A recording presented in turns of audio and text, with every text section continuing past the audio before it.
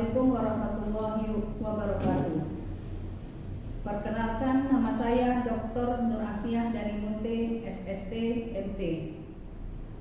Saya dosen di program studi Agroteknologi Fakultas Pertanian Universitas Medan Area.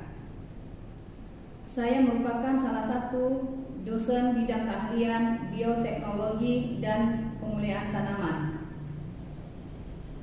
Pada kesempatan ini, saya menjelaskan terkait pernyataan diri dosen pada wujud kerja Tridharma Perguruan Tinggi atau PDDT UKPT di bidang pengajaran.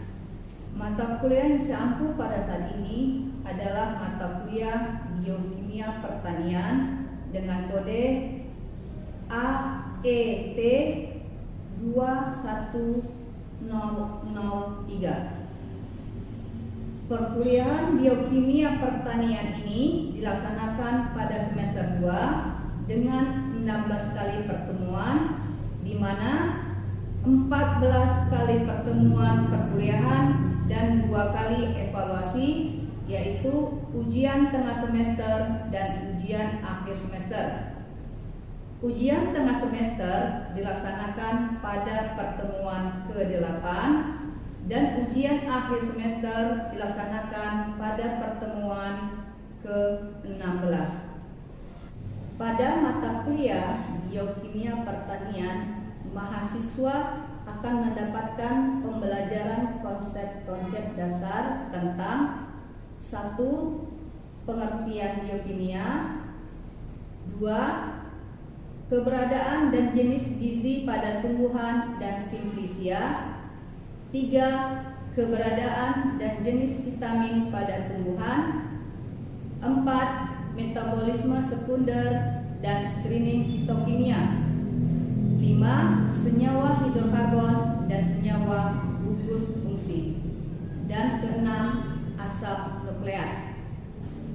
Capaian pembelajaran lulusan prodi yang dibebankan pada mata kuliah Biokimia Pertanian mencakup 1. Menunjukkan sikap bertanggung jawab atas pekerjaan di bidang keahliannya secara mandiri. 2. Menguasai konsep teoritis ipteks serta memformulasi penyelesaian masalah prosedural di industri. 3. Mampu menunjukkan kinerja mandiri, bermutu dan terukur. 4. Mampu merancang dan menjalankan makalah dan metodologi yang benar, khususnya terkait dari pengembangan bidang ipteks. Pada mata kuliah Biokimia Pertanian memiliki capaian pembelajaran mata kuliah atau CPMK, yaitu 1. Mahasiswa mampu menjelaskan dan mendeskripsikan manfaat ilmu biokimia pertanian. 2. Mahasiswa mampu menggunakan konsep dasar keberadaan gizi dan vitamin pada tumbuhan, metabolisme sekunder hasil screening fitokimia, senyawa hidrokarbon dan senyawa gugus fungsi, dan asam nukleat. 3. Mahasiswa mampu menggunakan penguraian substansi dalam pengembangan jenis-jenis gizi, vitamin pada tumbuhan, metabolisme hasil screening fitokimia dan sifat-sifatnya, senyawa hidrokarbon dan senyawa gugus fungsi, dan asam nukleat. 4. Mahasiswa mampu membuat rancangan penelitian dan metodologi yang benar terkait dengan pengembangan biokimia dalam bidang pertanian dan sifat-sifatnya. Poin-poin penilaian perkuliahan saya paparkan dalam kontrak perkuliahan pada pertemuan pertama, antara lain kehadiran 10%, tugas 50%, UTS 15%, dan UAS 25%. Adapun referensi yang digunakan pada mata kuliah ini yaitu 1. Konsep in biochemistry, 2. Biokimia Terjemahan edisi 20. 3. Biosimetri. 4. Standard for Fats and Oils. 5. Minyak dan pangan. 6. Pelatihan budidaya jarak pagar dan pembuatan biodiesel. 7. Biokimia, metabolisme, energi, karbohidrat, dan lipid. 8. The enzymes. 9. Dasar-dasar biokimia. 10. Word Oasis Chemistry, Technology and Utilism. 11. Baylis Industrial Oil and Fat Product. Dalam perkuliahan mata kuliah Biokimia Pertanian, saya melakukannya dengan menerapkan pengajaran dengan cara delivery, interaction, assessment, atau disingkat dengan DAA. Delivery yang saya terapkan dalam perkuliahan ini yaitu saya menyiapkan dan menjelaskan materi dengan baik dengan memanfaatkan berbagai fasilitas teknologi seperti PowerPoint, video, simulasi, dan media pembelajaran lainnya yang untuk memudahkan dan mendukung mahasiswa agar dapat memahami materi yang akan saya sampaikan. Introduction yang saya terapkan pada saat perkuliahan yaitu saya memberikan ulasan dan pertanyaan kepada mahasiswa tentang materi pembahasan sebelumnya dan memberikan kesempatan kepada mahasiswa untuk menanggapinya dan diskusi agar dapat tercapainya pembelajaran perkuliahan mata kuliah Biokimia Pertanian. Assessment yang saya terapkan pada saat perkuliahan yaitu memberikan pretest sebelum perkuliahan dan post-test setelah memberikan perkuliahan, dan serta beberapa tugas-tugas yang terstruktur yang direncanakan seperti kuis, menyelesaikan kasus, membahas artikel dengan tujuan agar dapat mengukur kemampuan mahasiswa dalam menerima materi pembelajaran secara aktif. Demikianlah paparan 3 aspek pembelajaran yang saya lakukan dalam perkuliahan mata kuliah Biokimia Pertanian. Selanjutnya, saya akan menampilkan proses pembelajaran secara luring di kelas pada semester 2 dengan mata kuliah Biokimia Pertanian. Selamat menyaksikan. Assalamualaikum warahmatullahi wabarakatuh dan selamat siang semuanya adik-adik mahasiswa Ibu. Apa kabar semuanya hari ini? Minggu lalu kita sudah melaksanakan UTS dan hari ini pertemuan kita adalah pertemuan ke-9 untuk melanjutkan perkuliahan kita. Sebelumnya, marilah kita berdoa menurut yang kita masing-masing. Doa dimulai.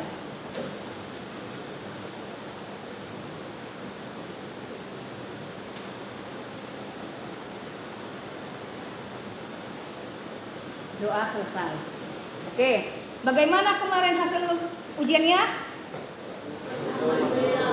Alhamdulillah. Yakin ya? Sudah bisa kemarin? Kira-kira dari yang pertemuan kita pertama sampai yang ke-7 sudah kita lalui dan kita sudah melaksanakan ujian tengah semester kemarin. Nah, mudah-mudahan hasilnya semuanya mendapatkan nilai yang sangat memuaskan. Oke. Baiklah, hari ini kita melanjutkan perkuliahan kita yang ke-8, perkuliahan kita yang ke-9 dengan judul kita adalah hari ini tentang metabolisme sekunder dan screening fitokimia. Nah, untuk pertemuan ke-9 ini kita khususnya untuk menceritakan tentang metabolit sekunder. Nah, apa itu Bu metabolit sekunder?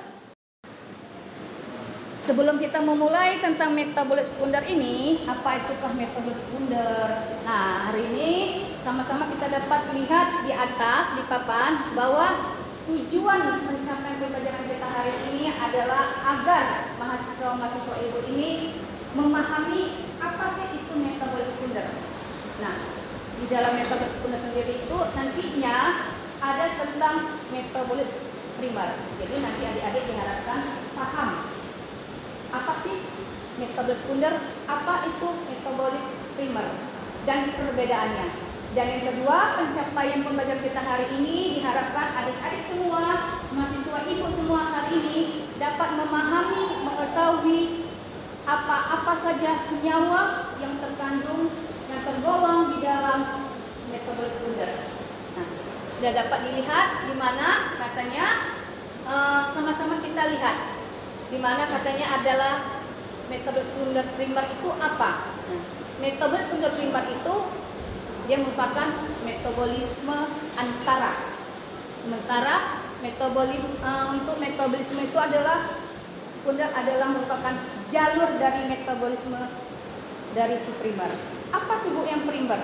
Primer itu contohnya adalah seperti kita untuk mengetahui berapa sih jumlah glukosannya, karbohidratnya, berapa sih kadar lemaknya, gulanya, dan vitaminnya. Itulah yang dikatakan namanya metabolit primer.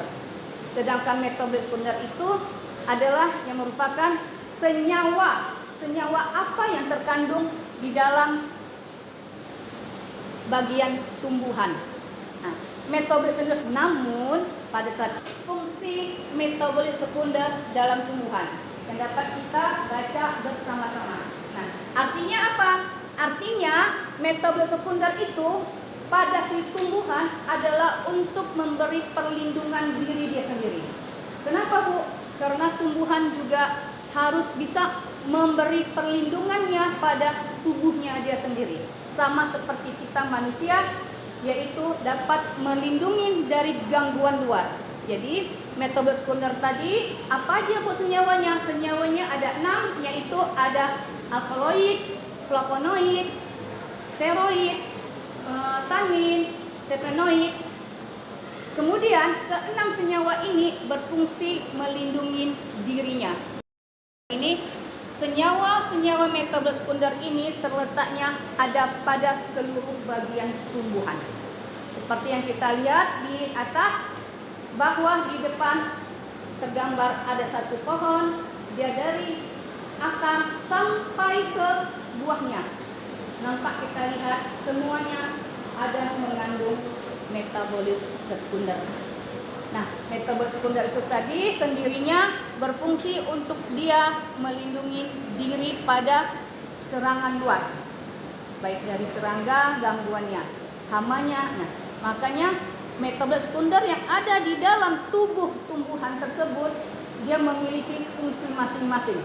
Dan keenam senyawa tersebut memiliki fungsinya masing-masing. Perbedaannya tersendiri yang berfungsi untuk melindungi dari gangguan luar. Nah, kemudian metabolit sekunder ini salah satu contoh dari tumbuhan yang sering dikonsumsi dari zaman dahulu sampai sekarang adalah kunyit. Nah, kira-kira kenapa ya zaman dahulu orang suka mengkonsumsi kunyit? Nah, daging kunyit ya kan, baik dibikin seperti jamu-jamuan. Yang kita kenal sekarang adalah jamu-jamuan. Itu apa dia Bu?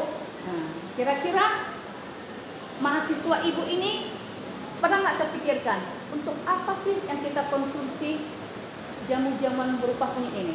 Nah, kira-kira siapa yang tahu? Nah, baik, siapa ya Bang? Ya? Sebagai apa?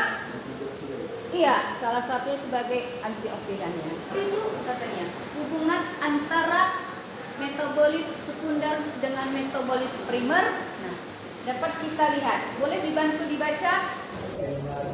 Sebagai bahan baku dan membentuk produk seperti glukosa, asam amin, asam urea yang berada dalam pembentukan sekunder, tahap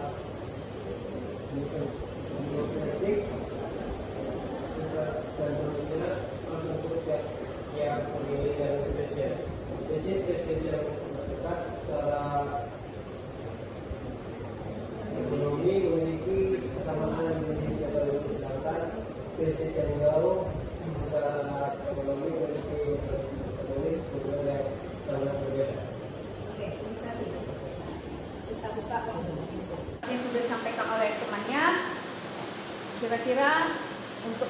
kita hari ini ada untuk kita diskusikan atau ada yang ingin disampaikan atau ada yang ingin dipertanyakan? Kita buka ruang diskusi. Ya, silakan.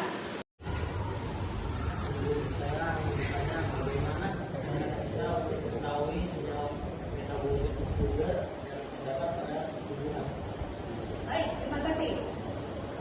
Pertanyaan kawannya, Bu, bagaimana cara kita untuk mengetahui pada tubuh itu ada metabolisme sugarnya? Caranya adalah kita akan mengambil satu masing-masing dari bagian tumbuhan tersebut. Contoh yang misalnya kita ambil adalah daunnya. Kita ambil daunnya.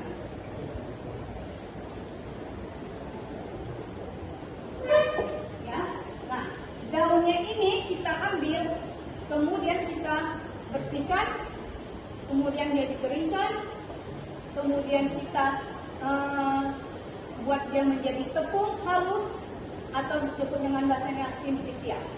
Ya, tujuannya adalah membuat dia menjadi simplisia. Untuk apa ini, Bu? Untuk agar partikel-partikelnya yang sudah halus dapat dia mengeluarkan senyawa pada dirinya itu. Oh, aku punya ini di dalam tumbuhanku, pada tubuhku. Oh, pada daun ini, inilah senyawaku. Itulah tujuannya. Nah, dengan cara bagaimana? Dengan uji namanya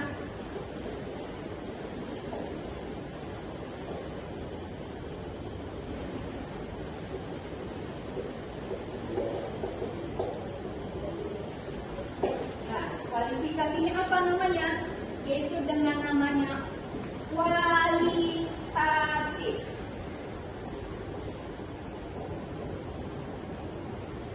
Namanya adalah uji kualitatif. Apa itu, Bu, uji kualitatif? Uji kualitatif adalah uji dasar. Uji untuk mengetahui keberadaannya, uji untuk mengetahui positif negatifnya saja. Bagaimana caranya, Bu? Setelah dilakukan, dia akan diberi satu regen yang menentukan bahwa aku adalah senyawa A, bahwa aku adalah senyawa B, bahwa aku adalah senyawa C. Masing-masing regen mempunyai fungsi masing-masing untuk menentukan diri dia, untuk menentukan senyawa dia, atau menentukan keberadaan dia. Jadi untuk menentukan bagaimana sih kita mengetahui kalau di tumbuhan itu, katakanlah contohnya tadi adalah pada daun ini kita buat perlakuannya adalah dengan uji namanya uji kualitatif. Kualitatif ini adalah tujuannya untuk mengetahui positif ataupun negatif.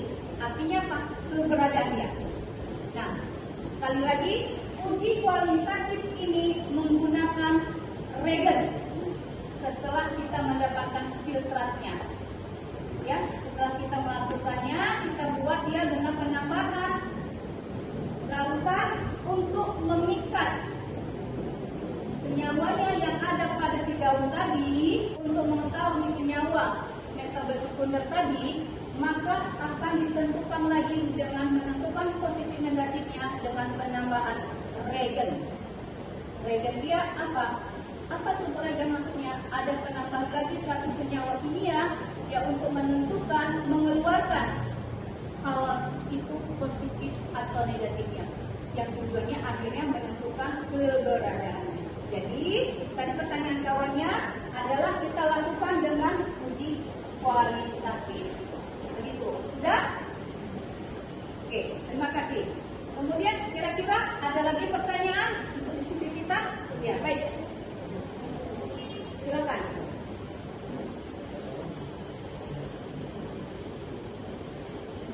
Apakah setiap jenis tumbuhan menghasilkan senyawa metabolisme sugar? Oh, baik, terima kasih. Pertanyaannya sebenarnya tadi sudah ada ibu singgung ya di teori pengantar tadi.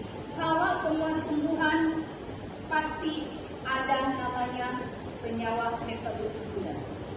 Semua tumbuhan ada. Dari akar sampai ke buahnya.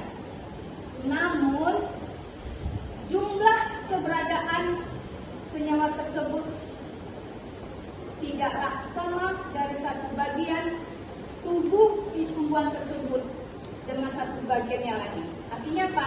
Misal, kalau kita tadi sudah uji di daun tadi, katakanlah ini kita ambil dari tumbuhan jambu biji kelutuk. Kenal dengan tumbuhan jambu biji kelutuk? Kenal. Kita ambil daunnya sebelum kita ke situ. Pernah dengarkah daun jambu biji kelutuk ini dapat mengobati penyakit DBD, penyakit diare, perut. Ya. Daun biji dapat membantu mengurangi diare. Ya. Nah, jadi daun biji ini ternyata apa yang bisa membuat dia membantu kita dalam pengobatan diare? Ternyata ada senyawa metabolit sekundernya. Setelah diuji, ternyata yang terdapat hanya 3 senyawa. Nah, setelah diuji kembali, ternyata dari akarnya si pohon jambu biji bisa terjadi yang mengandung 4 misalnya. Nah, kira-kira berapa Bu setelah diuji bisa jadi keluar? Di batangnya Bu, mungkin di batang 6, semua keluar. Artinya apa? Dengan pertanyaannya, apakah semua tumbuhan itu memiliki senyawa metabolit sekunder? Memiliki. Jawabannya memiliki. Bu, apakah harus ada kesamaan dari akar sampai buahnya? Tidak. Karena tadi dia semua menyebar. Ya kan? Bagaimana tadi tentang ilmu tanah, ya kan? Kalian sudah masuk ke perkuliahan tentang ilmu tanah. Bagaimana penyebarannya itu agar dia dapat merata, dia sampai ke buahnya. Nah, itulah tujuannya. Nah, setelah sudah merata, ternyata setelah di biokimia, setelah diuji, dia terdapatlah beberapa senyawa metabolit sekunder yang ada pada tumbuhan. Bu, apakah setiap tumbuhan harus sama? Tidak. Apakah setiap tumbuhan bagian-bagiannya juga harus sama jumlah senyawa metabolit sekundernya? Tidak. Tumbuhan A, tumbuhan B, C beda. Jadi artinya bukan ke-6 senyawa metabolit sekunder itu harus ada pada seluruh bagian tumbuhan tersebut. Dan bukan berarti ke-6 jenis dari senyawa metabolit ini juga harus ada pada setiap tumbuh-tumbuhan. Katakanlah tadi sekitar 4-6 ada kandung di dalam pohon jambu biji senyawa metabolit sekundernya. Ternyata yang hampir di mirip famili-familinya adalah di jambu air tidak dapat 4, cuma 2, walaupun sama jambu-jambuan. Artinya apa Bu?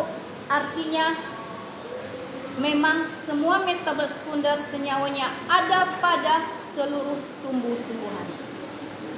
Baik, ada lagi? Oke, terima kasih. Untuk satu pertanyaan lagi diskusi kita, atau ada yang mau disampaikan sebelum kita tutup? Baik.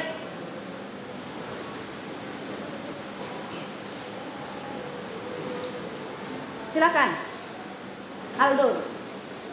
Baik, terima kasih pada Wasia.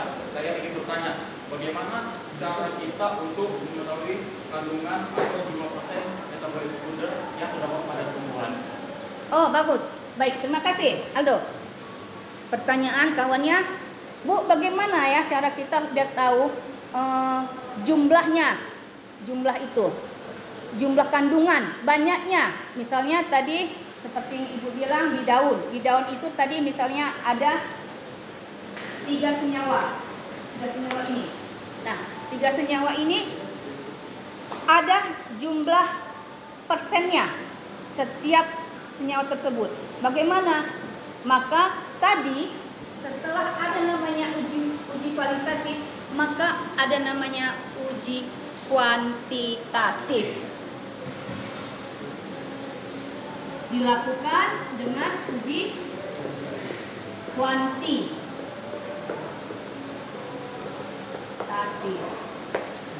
Apa artinya kuanti? Kualitasnya kan, jumlahnya, bobotnya. Nah, dengan uji kuantitatif ini untuk mengetahui berapa banyak dia terkandung senyawa itu, masing-masing senyawa yang terdapat pada tumbuhan. Contohnya tadi kita masih menggunakan daun tadi. Misal kalau tadi daun tadi ada 3 senyawanya, berarti setelah diuji dengan menggunakan filtrat dari hasil ekstraksi yang diuji atau diinjekkan ke dalam namanya alat GC-MS. Apa tuh GC-MS, Bu? Gas Chromatography Mass Spectrometry. Satu alat canggih yang sudah tinggal kita injek aja hasil filtratnya sekitar 3 cc atau 3 mili paling banyak, sudah kita tunggu hasilnya, sudah dia akan memberikan hasil. Oh, sekian. Hasilnya untuk alkaloid sekian. Flavon sekian. Nah, jadi untuk menentukan kandungannya atau jumlah besarannya senyawa metabolit sekunder yang terkandung pada tumbuhan tersebut, contohnya dalam hal ini adalah daun, dapat diuji dengan melakukan namanya uji kuantitatif, yaitu dengan menggunakan alat yang namanya GC-MS. Hanya GC-MS aja kah, Bu? Tidak. Ada beberapa alat yang dapat untuk menguji keberadaan jumlah dari senyawa metabolit sekunder yang terdapat pada sampel. Apalagi, Bu, alatnya? Bisa menggunakan namanya FPIR, bisa menggunakan UV-visible.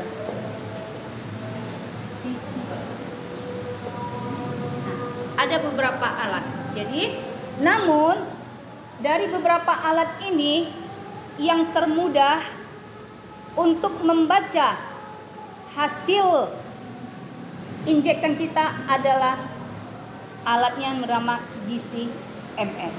Kita sudahi untuk pertemuan kita hari ini, namun ada tugas yang akan Ibu berikan yang dapat kalian lihat dari dalam e-learning tersebut. Sudah Ibu buka tempat lembar jawabannya. Bisa diikutin dan dipahamin? Oke, terima kasih. Kalau tidak ada lagi tugas-tugasnya ini Ibu arahkan dapat kalian lihat juga dari beberapa tulisan Ibu berupa jurnal yang sudah Ibu upload, yang sudah Ibu